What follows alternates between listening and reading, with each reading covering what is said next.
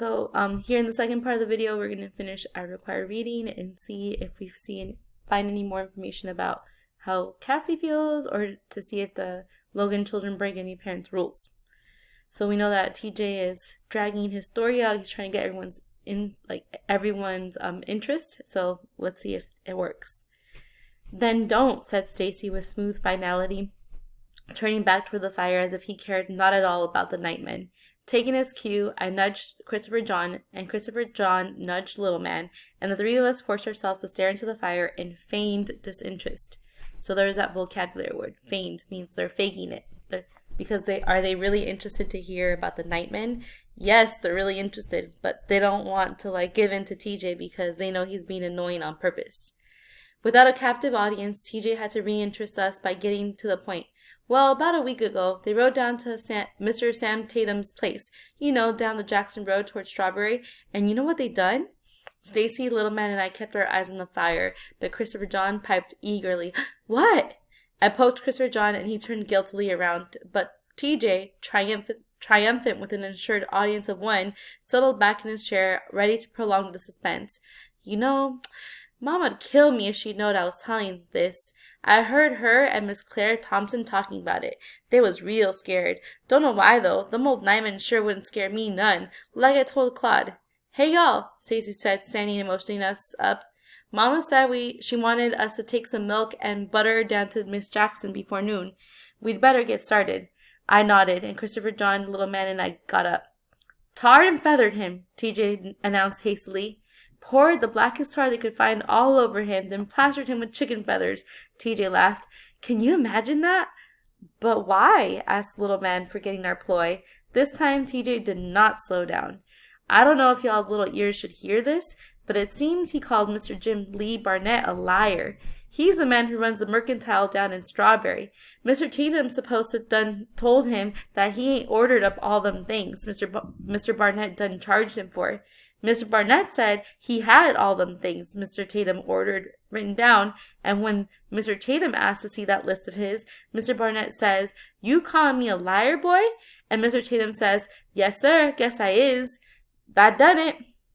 Then it wasn't 'cause of the bus?" Christopher John blurted out. "Bus? What's a bus got to do with it?" "Nothing," said Stacy quickly. "Nothing at all." "Well, if anybody said them nightmen was down in here 'cause of some stupid bus, they crazy," said TJ authoritatively, "'cause my information come directly from Miss Claire Thompson, who seen Mr. Tatum himself." "You sure?" Stacy asked. "Sure? Sure, I'm sure. When do I ever say anything when I ain't sure?" Stacy smiled with relief. "Come on, let's get the milk." All of us went into the kitchen, then to the bedrooms to get our coats. When we got outside, TJ remembered that he had left his cap by the fire and ran back to retrieve it. As soon as we were all alone, Little Man asked, "Stacy, you really think the nightmen put tar and feathers all over Mr. Tatum?" "I suppose so," said Stacy. Okay, let's pause really quick to reflect and try to figure out what's happening, because something important happened, and we know that it leads to Stacy smiling with relief. So if you're feeling relief, that means something is off your shoulders now, something you were really stressed out about. So what does TJ tell them to make them feel less stressed? And the answer is, he tells them that the Night Riders were after a man because so the man is Mr. Let's see. His name is up here, sorry. So they're after this man because he went to a store and he was being charged for things that he said he didn't buy.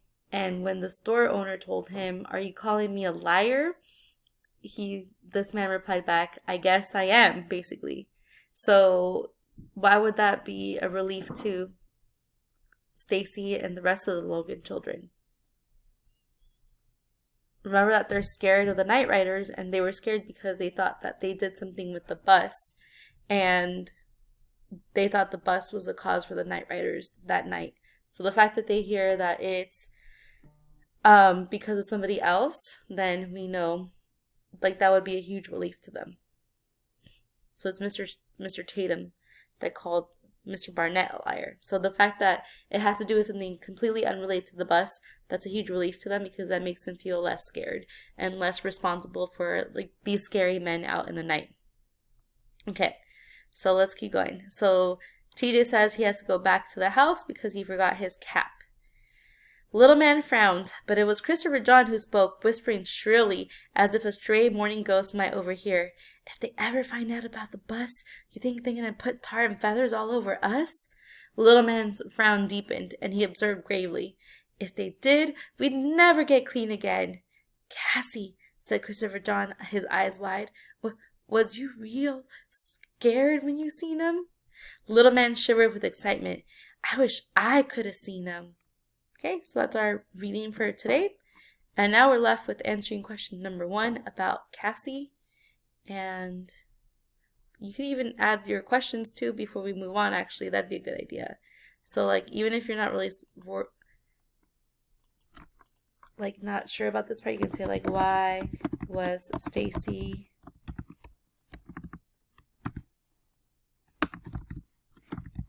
relieved to hear that Mr. Tatum had been tarred and feathered? Maybe you don't even know what that means. Like, it is very graphic, I will say. So it is one of these things that if you find out what this means, it's not very pretty. Just to kind of give you an insight, they would get like super hot tar and pour it all over a person and like burn your skin very seriously, and then afterwards they would put like chicken feathers over them as a source of punishment.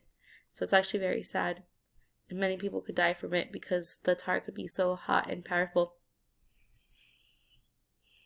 So just make sure you're like checking your questions. And then I will say that, you know, some of these topics could be on the heavy side, so for sure if you're researching something, or you should ask your parents first and ask if it's okay to look it up. Okay, going back to my question, I think the quote that I want to choose the most for Cassie is this one. The fact that she's on the verge of telling the truth. Ooh, I like that one. That's a good option.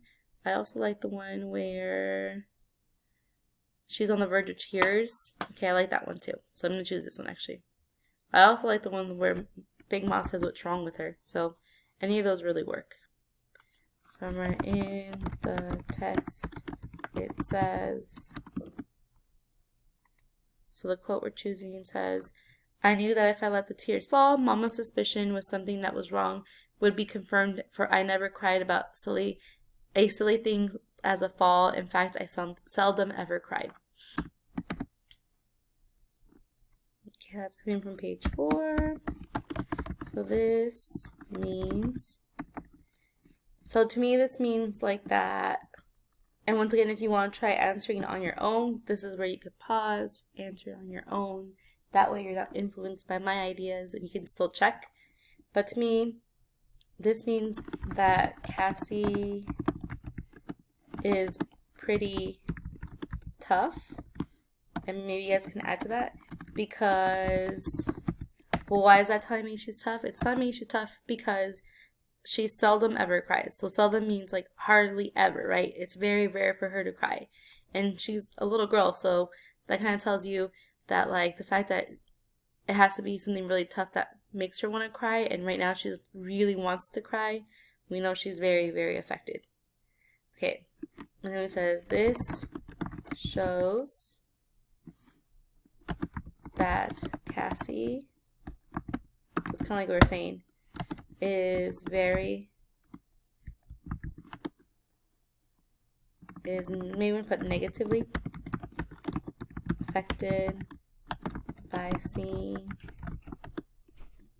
the men at night, because another way you can answer this is also saying like a big part of why she's affected is the fact that she can't tell her mom. And I guess, like, you know, if you put yourself in her position, you could see why that would be really hard, that you experience something and you would want someone who really cares about you, like your grandma or your mom, like you'd want to be able to voice that to them. but she's kind of in this position where she promised Stacy that she would keep that information to herself. So that also must be really tough. Okay, so here we are. We finished our first day's task.